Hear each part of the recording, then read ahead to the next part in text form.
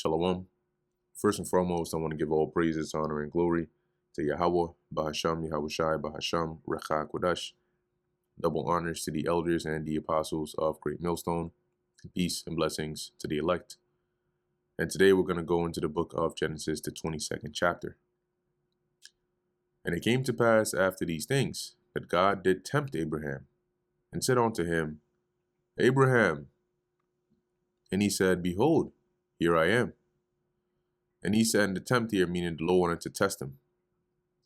And he said, Take now thy son, thine only son, Isaac, whom thou lovest, and get thee into the land of Moriah, and offer him there for a burnt offering upon one of the mountains, which I will tell thee, or I will tell thee of.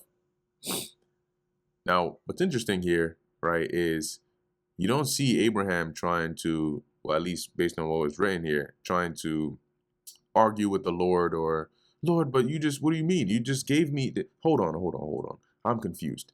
First you say when I didn't have a child that my seed was going to be great. And then you gave me Ishmael. You said, no, it wasn't going to be him. It would come from Sarah. Sarah was barren. She was very old. And then you finally gave me a son from her who's going to be the heir as you have already promised me. And now you're telling me to offer him to you? What's going on? What gives? He didn't say that, right? He just obeyed the Lord because Abraham had faith. Okay, he had faith that, well, the Lord is a man of his word. He gave me a son who he said is going to be heir, and yet he wants me to sacrifice the son. So there must be a reason. And if I do sacrifice him, maybe then the Lord can raise him up again, right? Or the Lord can give me another one. Whatever the case is, the Lord said that he's going to make my seed great through through Sarah. That's what he's going to do. And you can imagine how difficult this is. But the love and fear that Abraham had for the Lord superseded that. This is why the Lord said in the New Testament, if you come to serve him and you don't hate your mother or father, which doesn't mean to hate like you just hate them, but it means to love them less, meaning you got to love the Lord above all. And Abraham did that. And he showed that here. Because he was about to do this without hesitation. Well, we're about to find out. And Abraham rose up early in the morning and saddled his ass and took 2 of his young men with him and Isaac his son and clave the wood for the burnt offering. Cleaving the wood is to, when you cleave something, you cut it. So what he was doing was he basically chopped up wood that he would use for the fire, for the offering. And rose up and went on to the place of which God had told him. Then on the 3rd day, Abraham lifted up his eyes and saw the place afar off. So this was a ways journey. And Abraham said unto his young men, Abide ye here with the ass, and I and the lad will go yonder and worship and come again to you. So you can tell by this that nobody knew what Abraham was going to do. And obviously, how could people know? They would be like, oh, this guy's crazy. You know, matter of fact, Sarah would have, shit. What do you think Sarah would have done if she actually knew that this is what Abraham was going to go do? I haven't already seen a glimpse of her nature. What do you think she would have actually done? You think she would have let him? And Abraham took the wood of the burnt offering and laid it upon Isaac his son. And he took the fire in his hand and a knife, and they went both of them together. So he had Isaac carry the wood, and he took the fire. Now this fire could have been like a fire pot, or torch or something to start a fire. But either way, it was to get the job done because they needed fire. And Isaac spake unto Abraham his father and said, My father. And he said, Here am I, my son. And he said, Behold, the fire and the wood, but where is the lamb for a burnt offering? So we have all the other stuff, but where's the actual offering itself? It's like it's like going to the market and you buy, a frying pan, right? You buy oil, you buy, a spatula, you buy salt, you buy all these things and there's no meat. there's nothing, and you're wondering, well, okay, we bought all the stuff that we would need, but the car is missing the engine. And Abraham said, my son, God will provide himself a lamb for a burnt offering. So they went, both of them together. And this is very spiritual here, right? What's going on? This temptation of Abraham is actually very symbolic of what we will see, a similitude really of what we end up seeing in the New Testament. And they came to the place where God had told him of, and Abraham built an altar there and laid the wood in order. So he set up the altar, he laid the wood, and bound Isaac his son. So he tied him up and laid him upon the altar, upon the wood. Now, it doesn't say here whether, it doesn't give us details as to how this went, right? We don't know if at this point Isaac was just calm, like, all right, if I gotta be a sacrifice, I gotta be a sacrifice. Or if he was like crying, or if he was confused, or because he's still a boy, right? But long story short, we know that Isaac is tied up on the altar, and Abraham is about to perform the sacrifice. And Abraham stretched forth his hand and took the knife to slay his son. So he got the knife, and he's about to. And the angel of the Lord called unto him out of heaven and said, Abraham, Abraham, hold up now, slow down, buddy. And he said, here am I. So you can see here, right, by the double calling of his name, it can give you a bit of insight into the visual here. It doesn't look like Abraham was like being shaky about this. So the Lord had to make sure he heard him. He had to get his attention quick. He said, before this temptation goes too far left, let me stop him right now. So he calls him, Abraham, whoa, hold on. Like that kind of urgency. And Abraham responds, and he said, lay not thine hand upon the lad, neither do thou anything unto him. So nope, don't actually slay him. For now I know that thou fearest God, seeing thou hast not withheld thy son, thine only son, from me. And you can imagine, right? Like, for those that actually have children, can you imagine how much actual pain that Abraham would have been in, in doing this? But he didn't let that, because that's of the flesh, right? He didn't let that mess him up, right? He just followed the spirit, right? And just stayed locked into the mindset that if this is what my God requires, then this is what I have to do. To the point where the Most High had to stop him and be like, yo, hold on. All right, I got you. I know. I know how far you're willing to go for me. Now, it's easier read than done.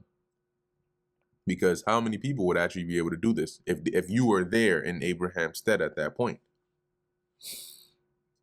And Abraham lifted up his eyes and looked, and behold, behind him a ram caught in a thicket by his horns. And the reason that I said this was all spiritual is because, through the spirit, right, we believe that Isaac, right, the spirit in Isaac was also that in Yahushua. And I believe Paul mentions, something similar on that in Hebrews. That's why when you go all the way up to the top, there's the reference over here, right? I'll just read it real quick. Hebrews 11:17, by faith Abraham, when he was tried, offered up Isaac, and he that had received the promises offered up his only begotten son, of whom it was said, in Isaac shall thy seed be called, accounting that God was able to raise him up even from the dead, from whence also he received him in a figure. See, so the story of Abraham and Isaac was really symbolic for that of Yahushua coming on the scene, because here the Lord didn't have Abraham actually sacrifice his only begotten son, but in the time of the New Testament, the Lord, Abraham being the father, like the father, and then Isaac being his only begotten son, in the time of the New Testament, the Lord actually did sacrifice his son, his only begotten son, as an offering, as a lamb, which is interesting because that's what Isaac mentioned, right? He said, where's the lamb? And then Abraham said, what? The Most High will provide a lamb for himself. And that's what he ended up doing later on when the Messiah actually came on the scene. So going back to Genesis 22 and where are we at? Yeah, 20 and 13. And Abraham lifted up his eyes and more than likely he probably told him, look, don't say anything to your mom about this. Because even if it's after the fact, she gonna raise hell. You did what? Whoa. She gonna grab Isaac, pull him to her. You stay away from this man. I don't know who he is anymore. You try to do what to my baby? No. And she probably call one of the servants to take Isaac to another part, and she gonna go give Abraham a ear or two earfuls. Because that's the thing about women, they're ruled by their emotions, and they would listen to that over the Lord. That's why the Lord deals with the men first and foremost. So she would say, I don't care who told you what. You do not ever try to harm my baby. And Abraham lifted up his eyes. Hey, sometimes you gotta visualize it, man. And Abraham lifted up his eyes and looked, and behold, behind him a ram caught in a thicket by the horns. So when he turned, it was like a ram whose horns are stuck in like this little bush or little branches. And Abraham went and took the ram and offered him up for a burnt offering in the stead of his son. And Abraham called the name of that place. Now it says here Jehovah Jireh, but we know that in the Hebrew, the name of the Most High is Yahweh, right? Not Jehovah, really Yahweh Jireh. As it is said to this day, in the mount of the Lord it shall be seen. Now this makes more sense in another translation, but it's like as it says in the NLT here, Abraham named the place Yahweh Yireh, which means the Lord will provide. To this day, people still use that name as a proverb. On the mountain of the Lord, it will be provided. So just as the Lord provided for Abraham, it's like a saying, that it will be provided. On the mountain of the Lord, it will be provided. And going back to the situation with this here. So I guess maybe people did find out.